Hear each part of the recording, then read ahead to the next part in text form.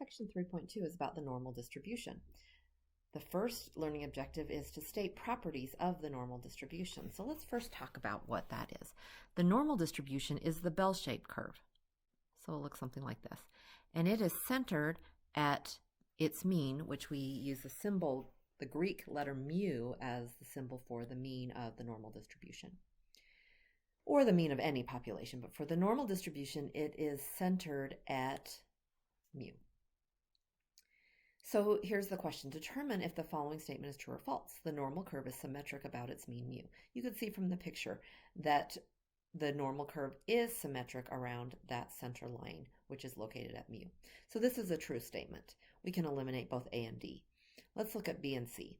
B says the statement is true. The normal curve is a symmetric distribution with one peak, which means the mean, median, and mode are all equal. Therefore, the normal curve is symmetric about the mean mu. Or, the statement is true. The mean is the balancing point for the graph of a distribution, and therefore all distributions are symmetric about the mean. So C is not true.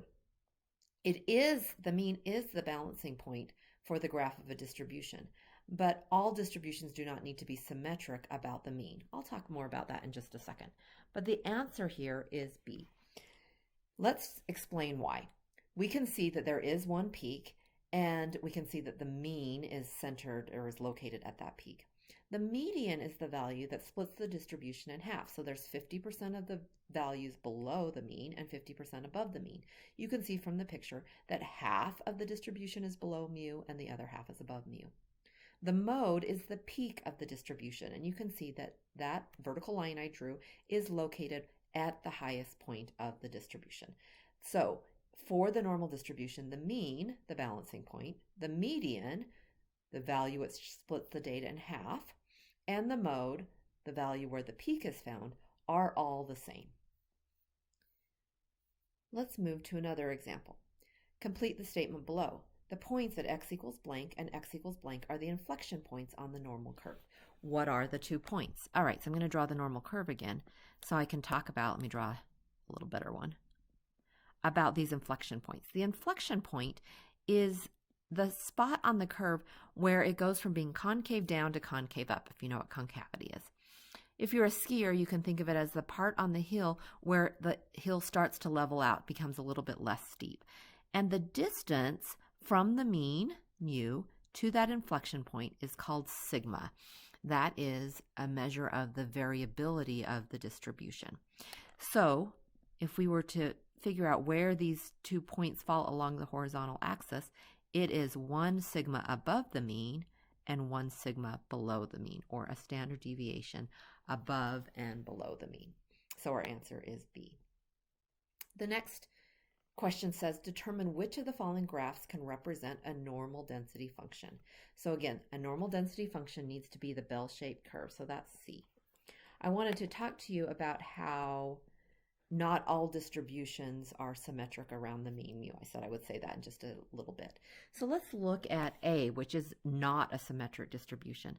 The balancing point, if we were to try to balance that distribution, pretend it was made out of piece of plywood or something, the balancing point might be right about here. But notice that that is definitely not symmetric. We do not have mirror images on either side of that balancing point. Okay, I have a couple more examples. One graph in the figure below represents a normal distribution with mean mu equals 16 and standard deviation sigma equals 2. The other graph represents a normal distribution with mean mu equals 12 and standard deviation sigma equals 2. Determine which graph is which and explain how you know. Well, notice that we were told that both of them have the same standard deviation of sigma equals 2. So the difference is in the mean. The mean tells us where the distributions are centered. You can see that the red bell-shaped curve labeled A is centered at 12 down here at the bottom, and the blue bell-shaped curve is centered at 16. So therefore we know that graph A is the one with mean mu equals 12 and graph B is the one with mean mu equals 16. Let me add an explanation of what I've just talked about. Graph A has mean mu equals 12 since it's centered at 12. Graph B has mean mu equals 16 since it's centered at 16. Both have the same variability with a standard deviation of 2 since the distance from the mean to the inflection point is 2. And the final example in this learning objective is to use this graph of the normal curve. Use the graph to identify the values mu and sigma. Well, mu is the value at the center and at the peak.